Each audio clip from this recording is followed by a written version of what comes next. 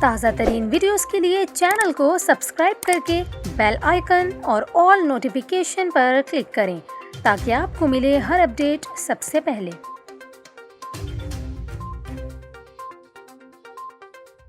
اور ابھی آپ کو بتائیں، وزیر صحت عبدالقادر پٹیل نے پریس کانفرنس کرتے ہوئے کہا کہ کراچی میں کورونا کیسز بڑھنے پر ٹریسنگ بڑھا رہے ہیں۔ صوبائی حکومتوں کو ممکنہ صورتحال سے نمٹنے کے لیے تیار رہنے کی ہدایت کی ہے۔ عبدالقادر پٹیل کا کہنا تھا کہ کورونا کیسز میں اضافہ ہوا ہے، SOPs پر عمل درآمد کیا جائے، NDMA اور متعلقہ اداروں کی تیاری مکمل ہے۔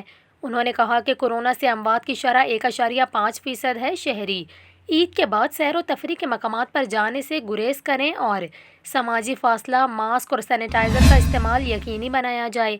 انہوں نے کہا کہ کورونا SOPs پر عمل درآمد کے لیے آگاہی مہم شروع کی جا رہی ہے۔ کراچی میں اس وقت کورونا کے مثبت کیسز کی شرح 10% سے کم ہے۔ عبدالقادر پٹیل نے کہا کہ اللہ نہ کرے ہمیں کراچی میں اسمارٹ لاک ڈاؤن لگانا پڑے۔ کراچی میں اسمارٹ لاک ڈاؤن کے لیے یہ وقت موزوں نہیں ہے۔